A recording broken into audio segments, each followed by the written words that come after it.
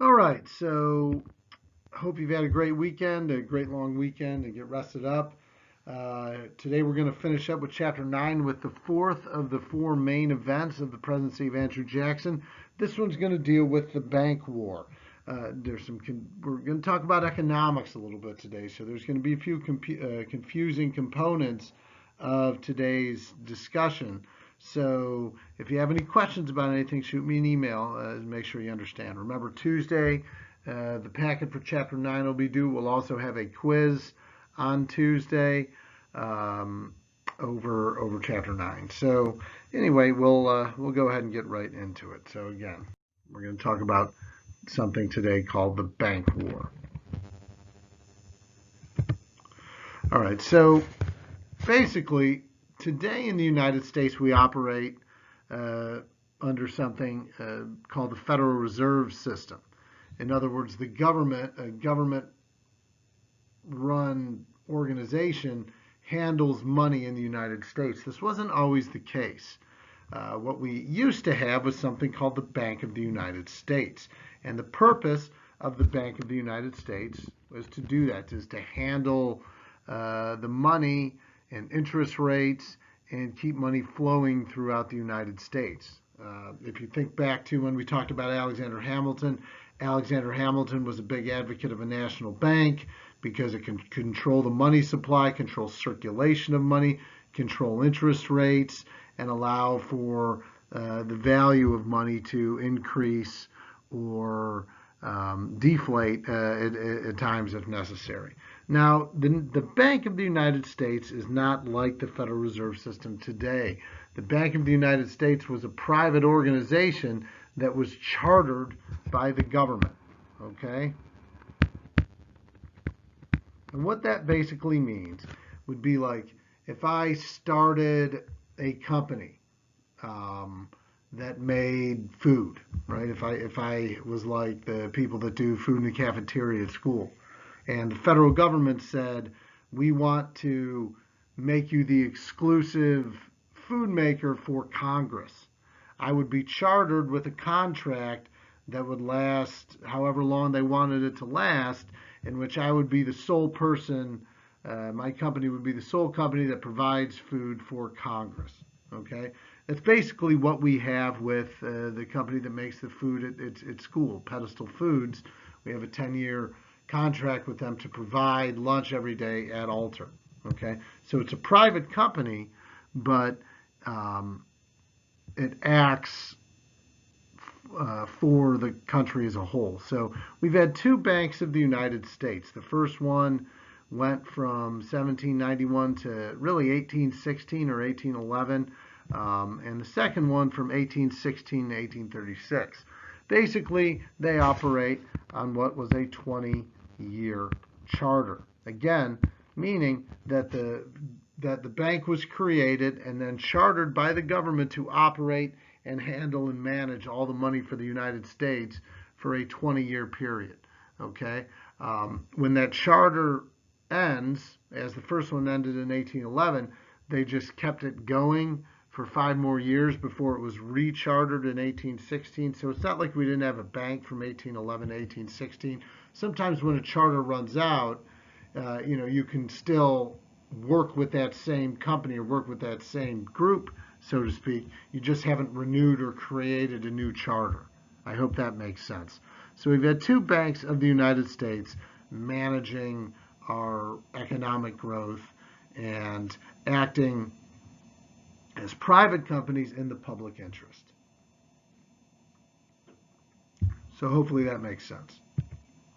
Now, the person that was in charge of running the bank here from about the mid 1820s until its end was a guy named Nicholas Biddle. Nicholas Biddle he came from a well known family in Pennsylvania, and he did a very good job running the bank. Um, he made the nation more prosperous. He was a close associate of Daniel Webster. Remember the Webster versus Hayne debate. So they had a strong relationship, so he was well connected politically. And Nicholas Biddle did a really good job of running the national bank. So there's no reason anybody should be upset or complain about the efforts of Nicholas Biddle. However, Andrew Jackson, the sometimes champion of the common man, doesn't like the National Bank and therefore does not like Nicholas Biddle. And Jackson, because he is an opponent, Jackson is a Democrat, Daniel Webster is a Whig, doesn't really like Daniel Webster either. So Jackson makes it his personal crusade to destroy the National Bank. And this is ultimately what leads to the bank war. Now, it's important to note here, the Bank of the United States has done a pretty good job. The economy, after the Panic of 1819, the economy stabilizes, the country is growing, land sales are up, cotton prices are good, the economy of the country is growing and becoming stronger. And a lot of that credit is due to the Bank of the United States, which again has done a pretty good job, as has Biddle. Okay, but Jackson's people don't like the National Bank. Jackson and his people don't like the National Bank. Those are the Democrats. And then there's the people that do like the National Bank, and those are Jackson's opponents at the time, who are the Whigs. Okay, so this brings about the whole argument of soft versus hard money. So let me explain to you what soft and hard money are. So soft money is like money, like dollar bills and paper money. Basically, soft money, meaning it is backed by something. Like the piece of paper that is the money that we have. It's really just a piece of paper. What gives it its value is the federal government saying that that $20 bill is worth $20, or that that $10 bill is worth $10, so on and so forth. Other than that, it's really just a piece of paper. It's worthless in another country, right? Pretty much. You can't take an American dollar or American money to Germany and spend it there as if it were American money. Okay? Hard money is physical money in gold or silver. Okay? So physical money in gold or silver, that has a value, right? No matter where you are in the world, if I had gold in the United States, it would have a value. If I took that same gold to Germany, it would have a value there, where soft money, dollars and things like that, wouldn't have value. So basically, it becomes an argument between soft money advocates, who are Whigs, and hard money advocates, who are Democrats or Jackson supporters. The hard money advocates say gold and silver should be the only basis for money. Okay, so gold and silver should be the only basis for money. The soft money advocates support putting more money in circulation that doesn't have to be backed by gold or silver. They figure you put more money in circulation, there's more money to be had. That helps the economy grow, expand, provide more money for everybody. Okay. The hard money people say no, that's no good. Okay. The problem with soft money is that the more of it you produce, the less each individual dollar is worth. That's basic economics. The more of something there is, the value of it tends to go down. Okay. The problem with hard money, gold or silver, is that the amount of it is finite. You can always print more soft money. You can't create more gold. You can't create more silver. Okay.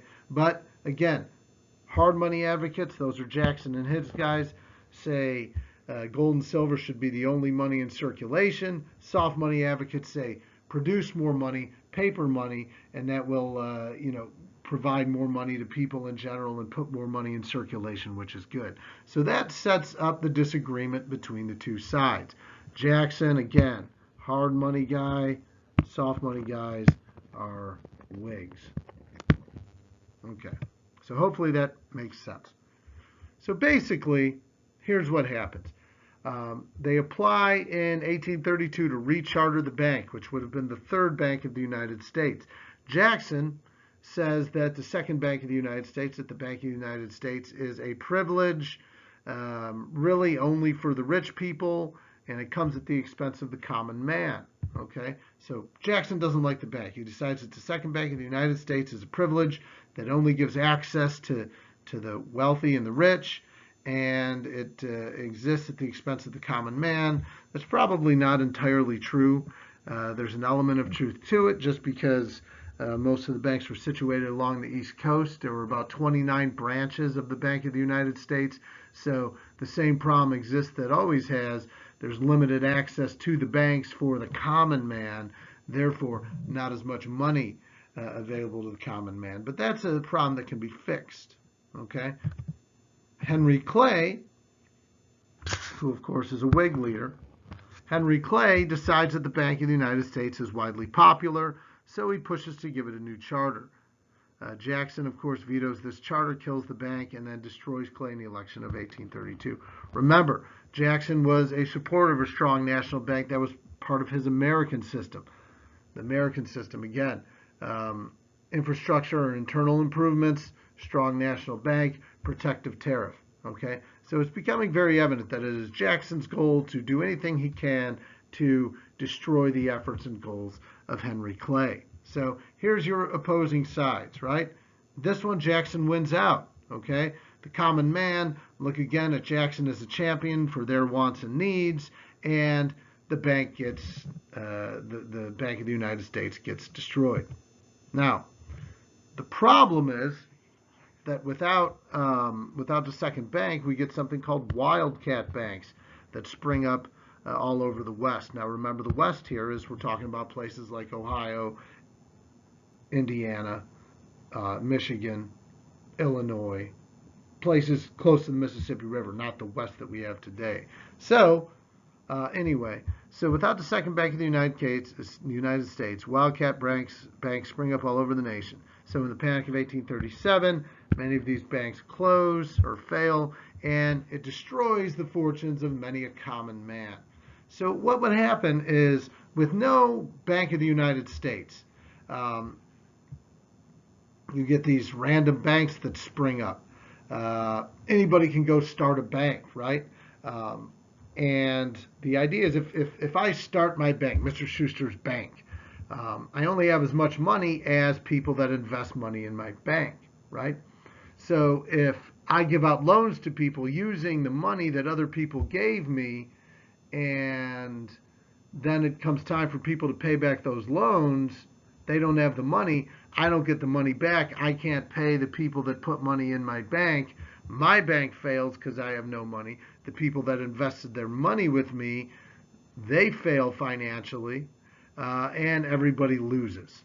Okay, with the Bank of the United States, with the system with the Bank of the United States, with having multiple branches, you have more money being funneled into one central bank. Therefore, if one bank, bank number one, loans money out to somebody to buy land or whatever, and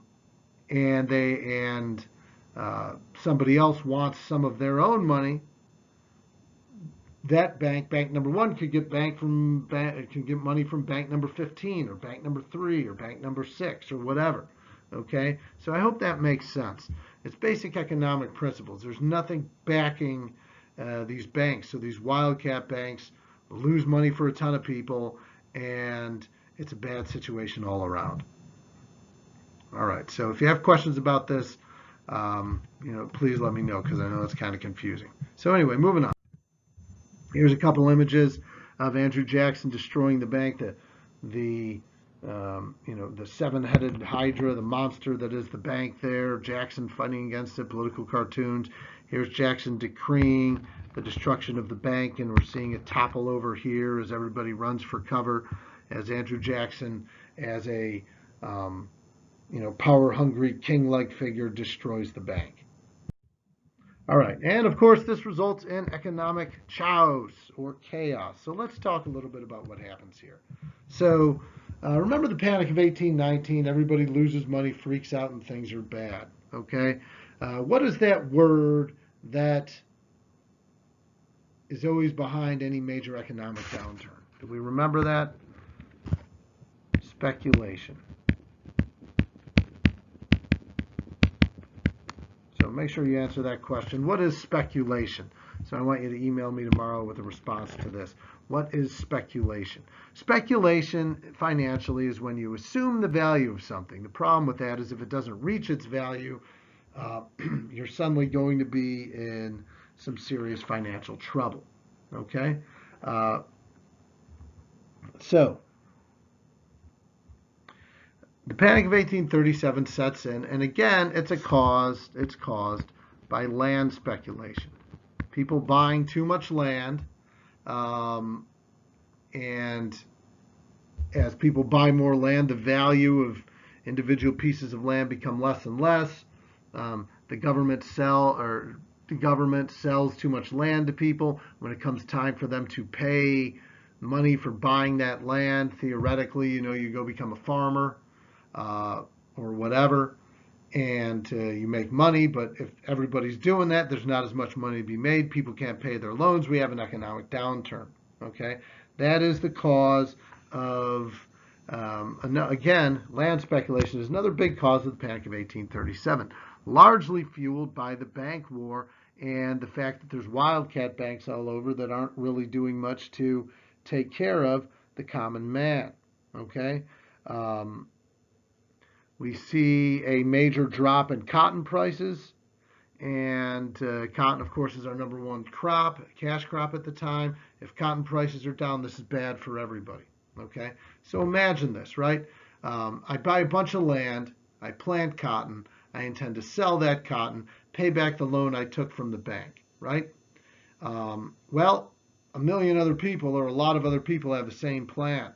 So all of a sudden I do that, I grow the cotton, I have the land, but I'm not making nearly as much money as I thought I would. All of a sudden the bank calls and says it's time for you to pay me on your loan. You say, well, I haven't made enough money. All of a sudden the bank is depending on my money that it doesn't have, and the bank now is in trouble. The bank fails. Okay,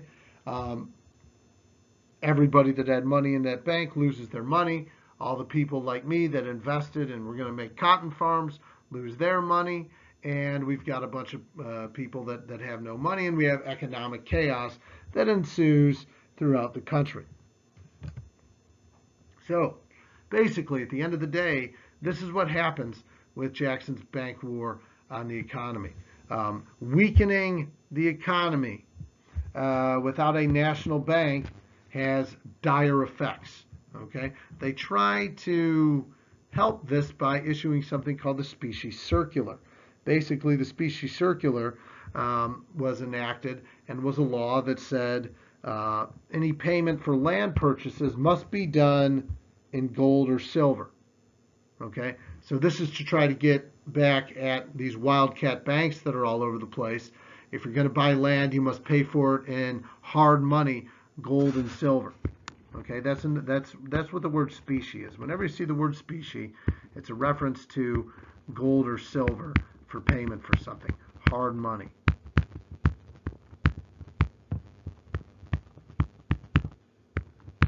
Okay, so that is what we're talking about when we're talking about specie. The problem is, again, gold and silver are finite, so there's not enough money out there to go to everybody, and so a lot of people can't buy land or can't pay for the land that they already own. Big problem. People lose money. It's bad. We see banks all over the country, especially these wildcat banks, close. This destroys the fortunes of many a common man, like we said before. People lose all their wealth. People lose all the money that they put in the bank. It's a bad, bad scene. Okay, this can't happen now because we have the Federal Reserve System, and in the Federal Reserve System we have something called the Federal Deposit Insurance Corporation, which means the federal government backs your money in the bank up to a certain amount.